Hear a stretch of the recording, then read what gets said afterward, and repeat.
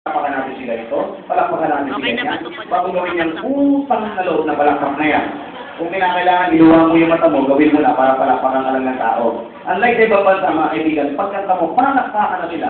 Pag bumaba ka, iyahatin ka ng palakpak. Pag may bumalik na bago sa salubungin ng palakpak, pag may nag-joke pa palakpak, sisigaw tatawa. Masaya yung mga tao, tapos kita, dati ko pa yun, bakit pumapalakpak? Correct. Dito dati sa Pilipinas, dumudugo na ang ulo mo, nakatanga pa rin ang mga tao.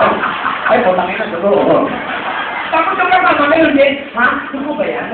Mga kaibigan, comedy bar po itong pinasok nyo. Enjoy niyo po yung sarili nyo. Una sa lahat, hindi po kayo humihingi ng pambayad sa kabilang table na katabi ninyo. May ugali tayo mga Pilipina, huwag tayo pumalakpak mga tabi.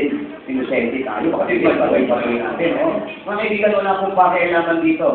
Kalayaan niyo po yan. Kung gusto niyo sumigaw, sumigaw kayo! Kung ayaw sumigaw, sumigaw! Sumigaw kayo! Walang pakialaman, di ba? Gusto nila ito, pakialam niyo ba ako na? Kaya nagbabayad ito. Ngayon, number one problem namin pag nag-show kami, ayan, may mga bata. Nagdadala kayo ng bata, may mga green joke kami na hindi naman namin sinasadya, may mga murahan kaming lumalabas sa bibig namin na hindi namin sinasadya. Nagdadala kayo ng bata. Ano kala nyo dito? Jollibee? Para kung maasok dito mga bata, ayaw kung bahala magbigay ng patubay ng mga bata para masiselang pati ng katawan ng mga murahan na mababanggit namin. Babae, problema rin namin ng mga babae pag nag-show kami. Meron tayong nakuwang ugali o iniwan ng mga kapon. Ugali ng hapon. Oo, ang hapon kasi pag tinatanong mo, taga saan po kayo? Bago sumagot ka, gaganon mo lang. Huh? Galit pa yan. Ako? Ay, ang kailangan ng kausap ko ito. Pag kayo po nakaharap, kayo po yung kausap. At ugali ng mga babae, kahit tuwang-tuwa na sila, tignan mo. Ano yung pala? Ayun pa. Ayun. Nilakagay niya. Nagdumalakas yung mic ko ba?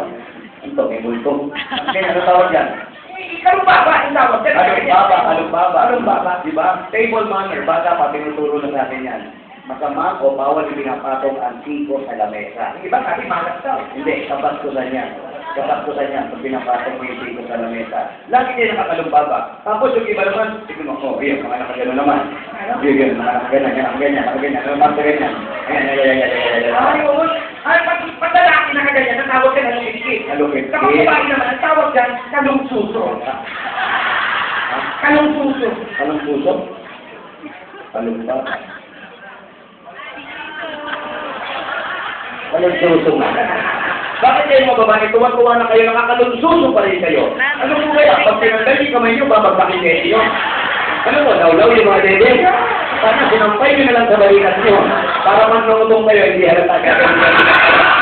Eh, wala tayong magagawa ka kasi eh. Ano ngayon kung gabi na? Pinapatulog na yung dede. Ano pinapatulog? Hindi na pa kayo makita pa. Oo, pag mo, okay na. Lalaki.